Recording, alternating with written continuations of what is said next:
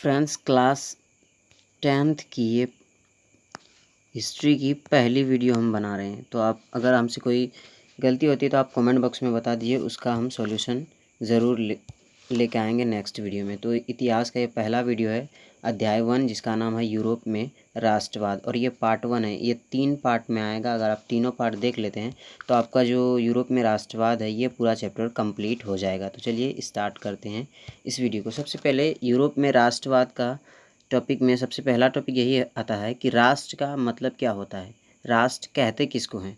तो राष्ट्र का मतलब होता है वह जनसमूह जिसमें जातीय एकता हो और वहाँ के लोग भौगोलिक दृष्टिकोण से जुड़े हुए हों, ऐसे जनसमूह को राष्ट्र कहते हैं। यानी कि एक ऐसी जगह जहाँ पे क्या हो कि सभी लोग, वहाँ के जनसमूह जो जितने भी लोग हैं वो जातीय एकता से जुड़े हुए हों, और वो सभी जो लोग हैं वो भौगोलिक दृष्टिकोण से भी जुड़े हैं। यानी कि वहाँ की नेचर जो है, यानी कि प्राकृतिक से वो जुड़े हुए हों, वहाँ का जो कल्चर है, संस्कृति है, उससे वो जुड़ा हुआ हो। इसी को हम क्या कहते हैं, राष्ट्रीय एक मतलब राष्ट्र कहते हैं। ऐसी जनसमूह को हम राष्ट्र कहते हैं। तो राष्ट्र आपको समझ में आ गया होगा। उसके बाद राष्ट्रवाद क्या होता है, इस टॉपिक पर बात करते हैं। राष्ट्रवाद का मतलब होता है कि अपने राष्ट्र के प्रति, यानी अपने देश के प्रति आपका कैसा लगाव है।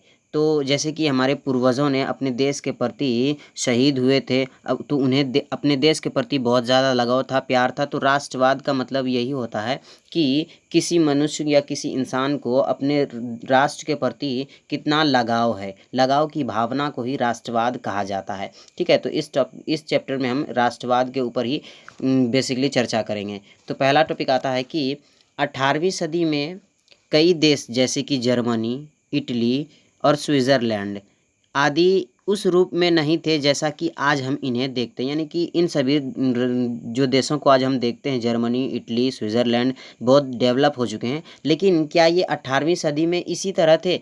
तो ऐसा नहीं, 18वीं सदी में ये इस तरह नहीं थे। ये पहले क्या होते थे कि मतलब छोटे छोटे राज्यों में विभाजित होते थे। जैसे कि यहाँ पे पिक्चर में आप देख रहे होंगे, ये छोटे छोटे राज्यों में विभाजित होते हैं, और हर एक राज्य का, यानी कि हर एक जगह का एक स्वतंत्र शासक होता था। वहाँ पर एक शासक होता था, और वो शासक यानी कि वो राजा वहाँ पर राज किया करता था। तो ये जो जर्मनी, इटली और स्विट्ज़रलैंड जैसे अन्य देश थे, यहाँ पे क्या होते थे, एक शासन करता था और स्वतंत्रता पूर्वक शासन करता था। ये आप पिक्चर में आप देख सकते हैं कि किस तरह से मतलब टूटा हुआ था पहले, और ये अभी जो है वो सब एक हो चुका है जर्मनी के एकीकरण के बाद। तो आगे बढ़ते हैं, और आगे कहता है कि 1789 की फ्रांसीसी क्रांति। 1789 में फ्रांस में एक क्रांति हुई थी, तो इसलिए उसका नाम ही रख दिया 1789 की फ्रांसीसी क्रांति। 1789 की फ्रांसीसी क्रांति जो थी वो राष्ट्रवाद के ऊपर थी, यानी कि अपने देश के प्रति लगाव। वहाँ का जो मतलब अमीर लोग था, सम्राट व्यक्ति था, राजा जो था, वो सब गरीबों लोगों पर बहुत अत्याचार करते थे। तो उससे बचने के लिए उन्होंने ये फ्रांसीसी क्रांति चलाई थी 1789 में, इसलिए इसे फ्रांसीसी क्रांति का ही नाम दे दिया गया। और ये पहली अभिप्राय मतलब अभिव्यक्ति थी, यानी कि पहली कोशिश थी ये फ्रांस के लोगों की। ठीक है, उसके बाद कहता है कि इसमें फ्रांस में स्वतंत्रता प्राप्त करके प्रभुसत्ता फ्रांसीसी नागरिकों को सौंप दी गई। यानी कि इस क्रांति में, ये क्रांति जो हुआ, इस क्रांति के बाद जो फ्रांस में स्वतंत्र रूप से शासन क्या करता था, निरंकुश नाम का एक राजा था जो कि फ्रांस में शासन क्या करता था।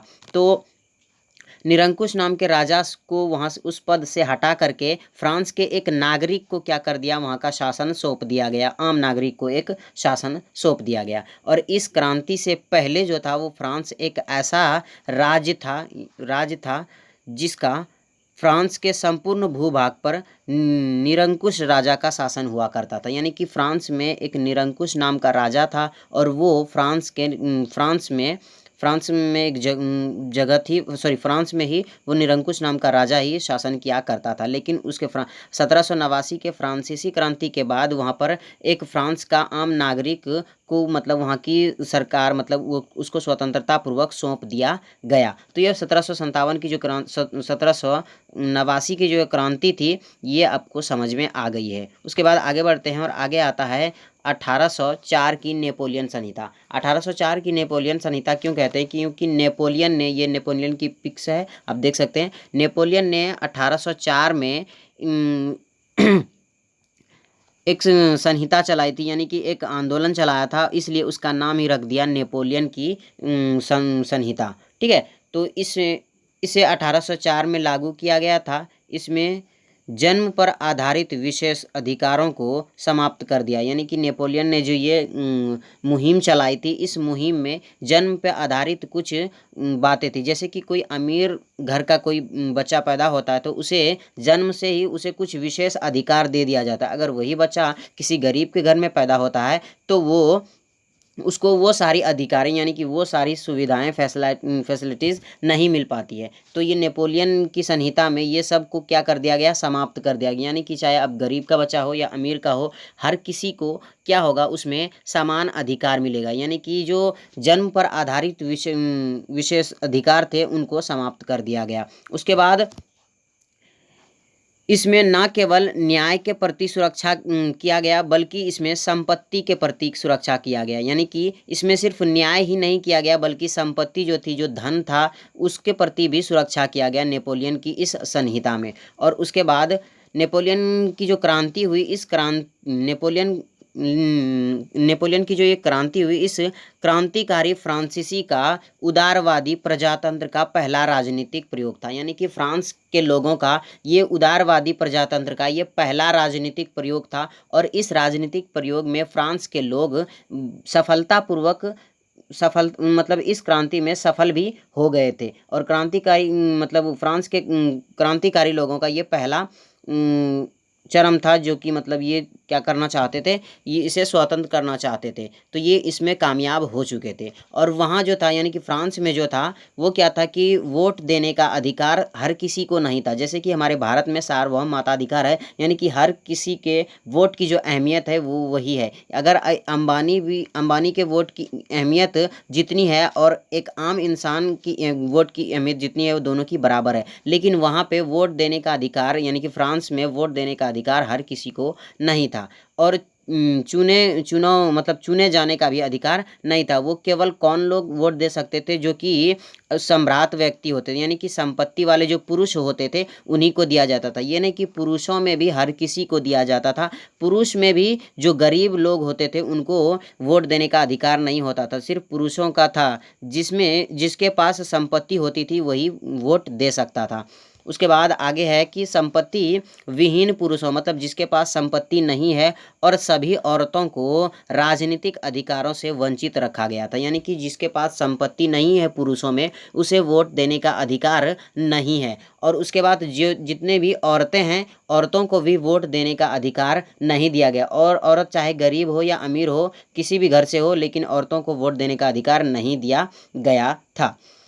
उसके बाद आगे है कि केवल थोड़े ही समय के बाद, मतलब कुछ दिनों के बाद, जैसे कि जैकोबिन जब वह फ्रांस का शासक बना तो उन्होंने सार्वभौम मताधिकार लागू कर दिया, यानी कि हर पुरुष के लिए क्या कर दिया?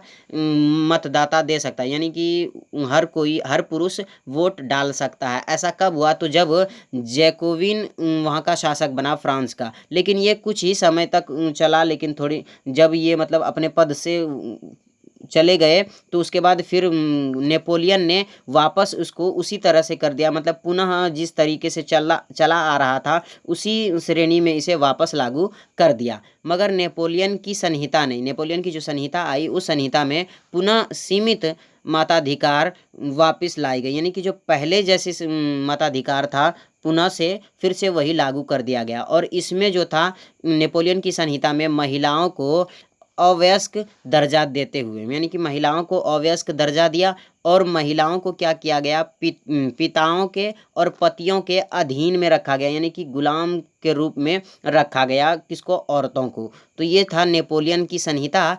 नेपोलियन की संहिता से एग्जाम में बहुत ज़्यादा क्वेश्चन पूछे जाते हैं, इसलिए एग्जाम के पॉइंट ऑफ व्यू से ये क्वेश्चन बहुत ही ज़्यादा इंपॉर्टेंट हो जाते हैं, तो इसे आप याद रखिएगा। उसके बाद आगे आता है Vienna Congress.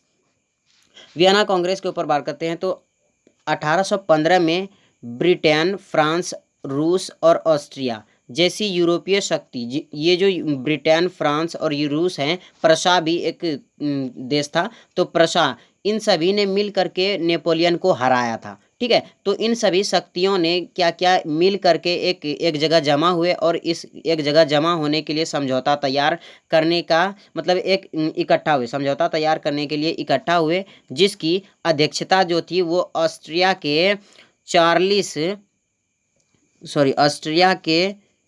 Chancellor Duke Metternich था, जिसे शॉर्ट में मेटरनिक भी कहते हैं। तो चांसलर ड्यूक मेटरनिक था। कब का? तो वियना कांग्रेस में 1815 में, जब मतलब सारे लोग यानी कि ब्रिटेन, प्रशा, रूस, ऑस्ट्रेलिया के जो लोग, यूरोपीय एक विशेष लोग जो आए थे, उन सभी का अध्यक्ष जो बना था वो कौन बना था? तो चांसलर ड्यूक मेटरनिक बना था।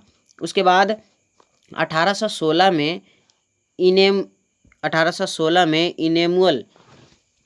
इनेमुअल द्वितीय को एकीकृत इटली का राज घोषित कर दिया गया। ये इनेमुअल का पिक्स है। ठीक है, तो कब घोषित किया गया था? तो 1861 में इनेमुअल द्वितीय को एकीकृत इटली का राज घोषित कर दिया गया, इटली का राजा घोषित कर दिया गया था 1861 में। उसके बाद आगे आता है कि वारसाई में हुए एक समारोह में, वारसा में एक समारोह हुआ, और उस समारोह में क्या हुआ कि प्रशा के जो राजा थे विलियम प्रथम को जनवरी 1871 में जर्मनी का सम्राट घोषित कर दिया गया था।